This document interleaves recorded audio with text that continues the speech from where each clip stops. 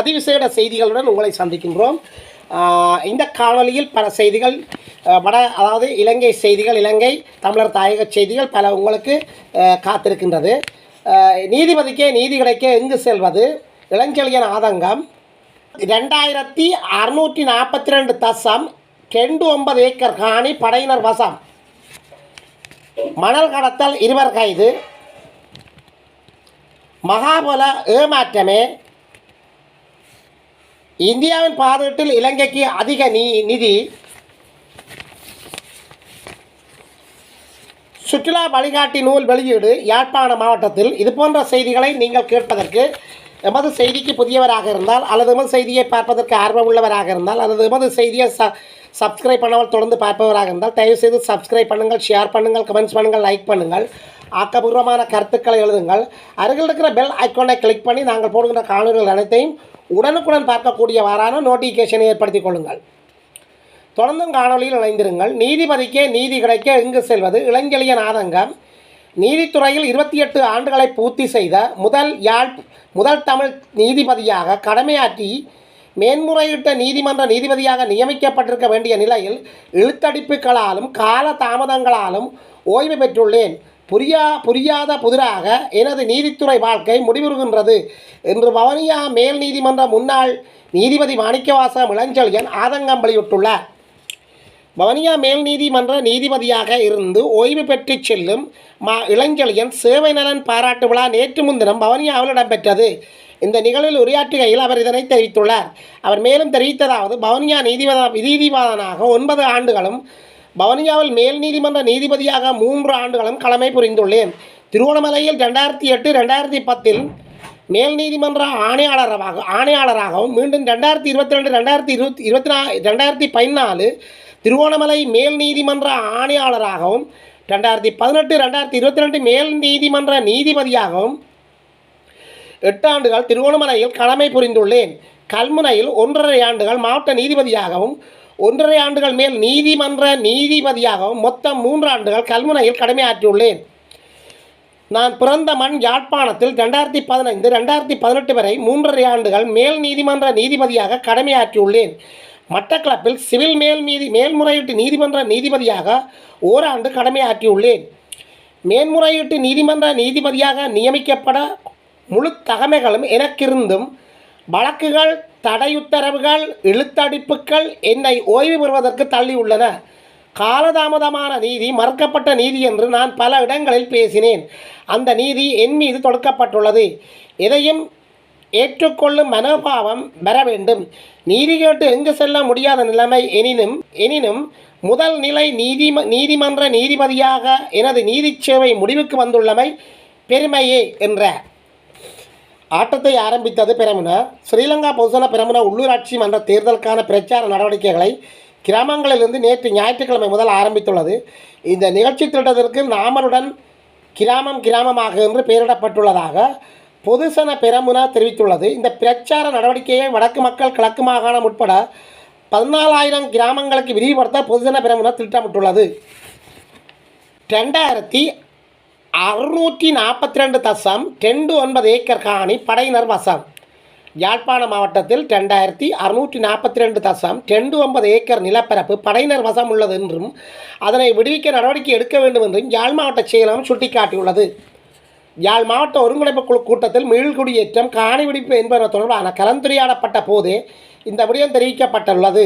அதன்படி குறித்த நிலப்பரப்பில் இராணுவத்தினர் 1775.27 ஏக்கரும் இராணுவத்தினரிடம் 1775.27 ஏக்கரும் கடற்படையினரிடம் 160.67 ஏக்கரும் விமானப்படையினரிடம் 660.05 ஏக்கரும் போலீஸ் திணைக்களத்திடம் 28.28 ஏக்கரும் காணப்படுகின்றன.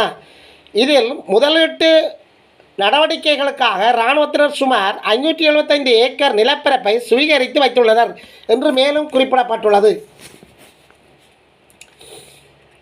மணல் கடத்தல் 2 கைது. யாழ்ப்பாணம் சட்டவிரோதமாக மணல் கடத்திய குற்றச்சாட்டில் ஆனைக்கோட்டை பகுதியில் 2 மானிப்பாய் போலீசாரால் கைது செய்யப்பட்டுள்ளனர். ஆனைக்கோட்டை பகுதியில் நேற்று போலீசாரால் முன்னெடுக்கப்பட்ட விசேட ரோந்து நடவடிக்கையின் போது வீதியால் பயணித்த டிப்பர் வாகனத்தை வழிமறித்து சோதனையிட்ட போது வாகன அனுமதி பத்திரமின்றி பயணித்தமை தெரிய வந்துள்ளது. அதையடுத்து டிப்பரில் பயணித்த இருவர் சந்தேகத்தின் அடிப்படையில் கைது செய்யப்பட்டனர். சந்தேக நபர்களை நீதிமன்றில் முற்படுத்த போலீசார் நடவடிக்கை எடுத்துள்ளனர். யாழ்ப்பாண மாவட்ட சுற்றுலா வழிகாட்டி நூல் வெளியீடு. யாழ்ப்பாண மாவட்டத்தின் கலாச்சார ரீதியான சுற்றுலாவை மேம்படுத்தும் வகையில் யாழ் மாவட்டத்தில் உள்ள சுற்றுலா மையங்கள் தொடர்பில் டிஜிட்டல் அடிப்படையில் தயாரிக்கப்பட்டுள்ள சுற்றுலா வழிகாட்டி நூல் யாழ்ப்பாண மாவட்ட ஒருங்கிணைப்பு குழு கூட்டத்தில் வைத்து யாழ் மாவட்ட ஒருங்கிணைப்பு குழுவின் தலைவர் கடற்தொழிலியல் நீரியல் மற்றும் கடல் வளங்கள் அமைச்சருமான ராமலிங்கம் சந்திரசேகர் முன்னிலையில் ஜனாதிபதி அனுரா குமார திசாநாயக்காவிடம் யாழ் மாவட்ட பதில் செயலாளர் மருதலிங்கம் பிரதீபனால் உத்தியோகபூர்வமாக கையளிக்கப்பட்டு வெளியிட்டு வைக்கப்பட்டுள்ளது. மகாபல மாற்றமே பல்கலைக்கழக மாணவர்களுக்கு வழங்கப்பட்டு வரும் மகாபல மற்றும் புலமை பரிசில் மானியங்கள் சுமார் 4 மாதங்களாக மாணவர்களுக்கு கிடைக்கவில்லை என அனைத்து பல்கலைக்கழக மாணவர் ஒன்றியம் தெரிவித்துள்ளது. இது தொடர்பாக மகாபல மற்றும் புலமை பரிசில் அறக்கட்டளை நிதியத்தின் முன்னாள் இயக்குனர் தெரிவிக்கையில், மகாபல கொடுப்பனவர்கள் 10,000 ரூபாவாக அதிகரிப்பதற்கு ஒப்புதல் அளிக்கப்பட்ட போதிலும் அந்த தொகையை வழங்க திரைசேரியிடம் தற்போது போதுமான நிதி இல்லை என்றார். இந்தியாவின் பாதீட்டில் இலங்கைக்கு அதிக நிதி.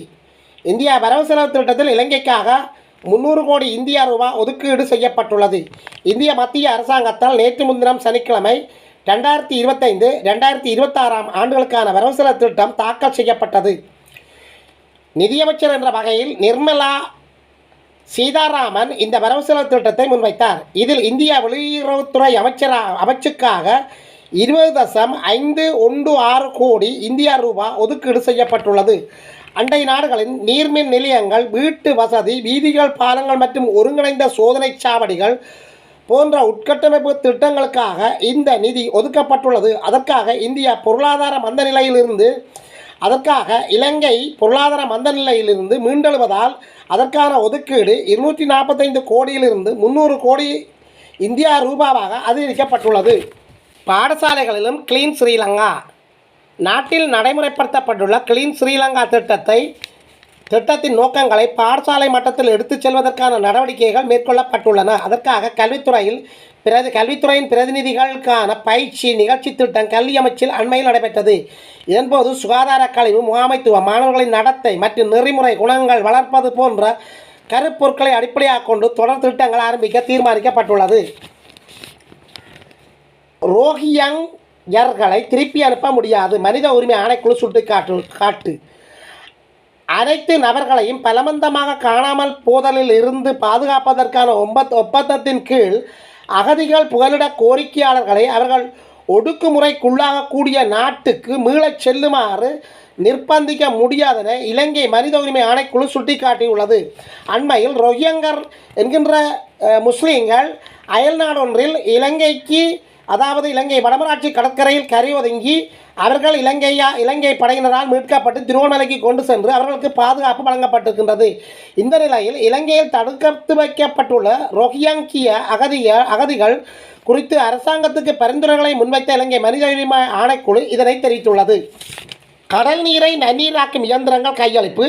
யாழ் வடமராட்சி கிழக்கு தாளியாடி கடல் நீரை நன்னீராக மாற்றும் நிறுவனத்தால் முதற்கட்டமாக 20 பயனாளிகளுக்கு 40 குதிரை வலு கொண்ட வெளியிணைப்பு இயந்திரங்களை வழங்கப்பட்டன. வடமராட்சி கிழக்கு கடற்தொழிலாளர் கூட்டுறவு சங்கத்தின் சமாச தலைவர் தங்க ரூபனால் தாளியாடி கடல் நீரை நன்னீராக்கும் திட்டம் அலுவலகத்தில் வைத்து அவை கையளிக்கப்பட்டன.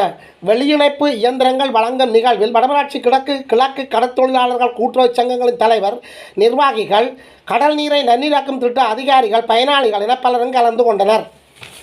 பருத்தித்துறை மருத்துவமனையில் சிசுக்கள் அதிதீவிர சிகிச்சை பிரிவு. வடக்கு மாகாண சபையின் பல்வேறு நிதி மூலங்கள் ஊடாக 10 மில்லியன் ரூபாய் செலவில் புனரமைப்பு செய்யப்பட்ட பருத்தித்துறை ஆதார மருத்துவமனையில் சிசுக்கள் அதிதீவிர சிகிச்சை பிரிவு கடந்த வியாழக்கிழமை திறந்து வைக்கப்பட்டது. வடமாகாணத்தின் முதன்முறையாக தாயும் சிசுவும் ஒன்றாக இருந்து சிகிச்சை பெற்றுக்கொள்ளக்கூடிய வகையில் இந்த சிகிச்சை பிரிவு அமைக்கப்பட்டுள்ளது குறிப்பிடத்தக்கது.